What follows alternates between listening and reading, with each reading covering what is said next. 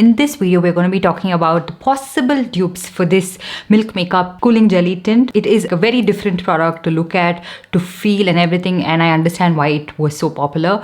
But if you apply this directly on your cheek, it does leave that initial stain, so it's a little bit harder to blend. So you have to like probably rub it on the back of your hand or take it with your fingers, and the warmth of your fingers would work a lot better. I absolutely love the shade that I picked up, which is called Splash, which is a beautiful berry shade. It's a very buildable product, and on the lips as well, it is a very subtle stain. So there are a lot of affordable alternatives right now in the market, and I will run by each and every one of it really quickly. The first one is Revolution Jelly Blush Lip and Cheek Stain, and this is in the shade Cherry. It's actually quite comparable in terms of shade, just that this is a little bit deeper and a little bit more pink. It also has that same cooling feel when you apply it on the face, but it's very easy to blend it, and it just blends in a whiff. Just look at it. I will apply it directly on my cheek, and I can also blend it easily even if I do that. And it is also very pigmented, so even if you have sort of like deeper skin tone, this will show up on you. I'm not sure if the milk one would, because for me it is a subtle stain and it's a buildable stain, so I'm not sure how that would work for deeper skin tone. But this one, you can see it blended in no time and it looks beautiful. The next one is actually my most favorite dupe from what I've tried out. This one is from Prosh Beauty. This is in the shade Raspberry Mood. The milk one is a little bit more pink and Prosh is a little bit more red. Now, because it has that red undertone, it actually works out so well for my skin tone, and I absolutely love it because you can apply it however you want, and it's so easy to blend this out.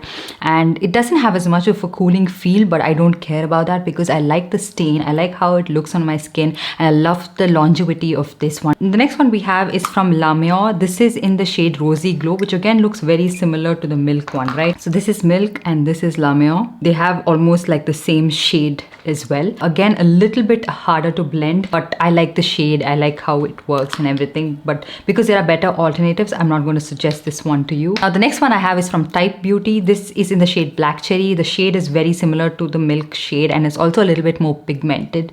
But when you apply it directly on your face, it stains. It stains with the initial application. It's a lot harder to blend with a brush, so I would suggest taking it with your finger and then working it in, and even then it's a little bit stiffer, it's a little bit harder, but the shade is beautiful. It's not as squishy or not like as like soft like the Milk Makeup one. I'm not sure if that is going to impact any application process, but it stains very deeply. It's very beautiful, so I like to use this on my lips, and I find that this is the most long lasting on the lips. The cheek, I just couldn't get it to blend evenly. Even with my fingers, it's a little bit hard. As a lip stain, I'm going to be definitely reaching out for this one. It didn't dry my lips out. It looked beautiful, but the closest match in terms of blendability and in terms of price point, I absolutely love these two. Definitely do try them out.